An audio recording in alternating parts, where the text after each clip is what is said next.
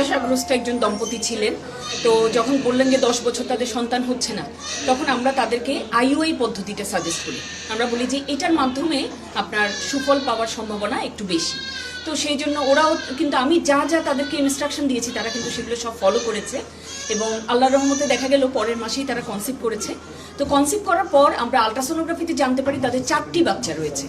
তো সেইভাবে আমরা তাদেরকে গাইড করি এবং তারাও কি করে যে তাদের বাড়ি সাতকানিয়া, তারা কিন্তু এই বাচ্চাদেরকে উদ্দেশ্য করে চকবাজারে একটা ছোট বাসা নিয়ে তারা থাকে, যেটা তাদের সামর্থ্যের বাইরে গিয়ে তারা করেছে।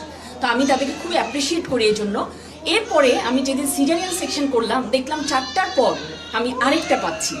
দ্যাট ইজ আমরা একটা বোনাস হিসেবে পেলাম, এটা সৃষ্টিকর্তা আল্লাহ তাআলার কাছ থেকেই আমাদের কাছে বোনাস এসেছে। তো আমরা এত বেশি খুশি হয়েছি, আমি সাথে সাথে নিউরোলজিস্ট কল দেই, আমি প্রফেসর আব্দুর রাজ্জাক শিকদারকে কল দিই, উনি দেখেছেন, উনি দেখেই বললেন যে এটা তৎক্ষণাৎ আইসিইউতে রেফার করার জন্য। তো অনেকে অনেক রকম আমাকে সাজেস্ট করেছে, কিন্তু আমি যেহেতু রেগুলার পারভিউতে আসি আমার মনে হয়েছে যে ওদের ব্যবস্থাপনাটা তুলনামূলকভাবে অনেক বেটার এবং আমার মনে হচ্ছে এখানে আমি সার্বিক সহযোগিতাটা পাবো। আমি সাথে সাথেই কিন্তু এখানে এনআইসিউতে নিয়ে এসে আমি এখানকার ম্যানেজিং ডিরেক্টর এমডি সাহেব প্রফেসর যে রেজাউল করিম ভাইকে আমি ফোন করেছি, উনিও কিন্তু আমাকে সহযোগিতার আশ্বাস দিয়েছে। আমি বলেছি ওরা কিন্তু আর্থিকভাবে অতটা সমর্থ নয়, কাজে আপনাদের সহযোগিতা ছাড়া কিন্তু ওরা আসলে এই বাচ্চাদেরকে টিকিয়ে রাখতে পারবে না। তো এরপর থেকে আমাদের জার্নিটা শুরু, রেগুলার আমাদের টাইম টু টাইম যোগাযোগ ছিল। আমিও প্রথম দিকে শুরুর দিকে একদিন পর পর এসেই বাচ্চাদেরকে দেখে গেছি, আমার মানে মনটা ছটফট করতো।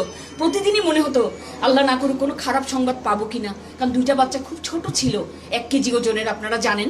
তাদেরকে নিয়ে আমি কিন্তু বেশি একটু টেনশনে ছিলাম যে আমি হয়তো বা 3টা বাঁচাতে পারবো, 2টা বাঁচাতে পারবো না।